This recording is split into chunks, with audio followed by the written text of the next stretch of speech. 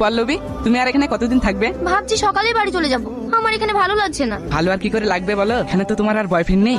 না না, আমার কোনো বয়ফ্রেন্ড নেই। এই যুগের কোনো মেয়ের বয়ফ্রেন্ড নেই সেটা আমাকে বিশ্বাস করতে হবে? তাহলে আপনার কোনো গার্লফ্রেন্ড আছে? আমার নেই বলেই তো তোমাকে জিজ্ঞেস করছি, তুমি আমার গার্লফ্রেন্ড হবে? কি যে বলেন, আমার ভীষণ ভয় লাগছে রোহন। এত রাতে যদি কেউ আমাদের একসাথে দেখি ফেলে, কি ভাববে বলো তো? কেউ কিচ্ছু ভাববে না, ভাবলেই বা কি হবে, কিছুদিনের মধ্যেই তো তুমি আমার জীবন সঙ্গিনী হবে, সারা জীবন। যা করে আজকে করতে হবে আব্বা, না হলে তো এইভাবে আরো মানুষের প্রাণ চলে যাবে। হ্যাঁ, তুই ঠিকই বলেছিস, আমি এই গ্রামের আর কাউকে মরতে দেবো না। পল্লবীকে তুই কেন মারলি? ও তো কোনো দোষ করেনি। তোকে তো আমি আগেই বলেছি, এই বাড়ির আত্মীয় থেকে শুরু করে গ্রামের সবাইকে শেষ করে দেবো। পারবি না, আমি বেঁচে থাকতে এই বাড়ি কেন, গ্রামের মানুষের ক্ষতি করতে পারবি না। এইসব তুই কি বলছিস? যারা আমাদের আব্বা আমাকে পুড়ে মেরেছে তাদের তুই প্রতিশোধ নিবি নি? তোর মতো প্রতিশোধের আগুন আমার মধ্যেও ছিল, কিন্তু এদের ভালোবাসা পেয়ে সে আগুন নিভে গেছে। আজ থেকে রিয়াজের বাবা মাই আমার বাবা মা, আর এই গ্রামের প্রত্যেকটা মানুষ আমার আপনজন। তুই এদের মিথ্যে ভালোবাসা পেয়ে সব ভুলে গেলি? তুই ভুলে যেতে পারিস, কিন্তু আমি না। আজ রাতেই রিয়াদের মাকে শেষ করে দেবো।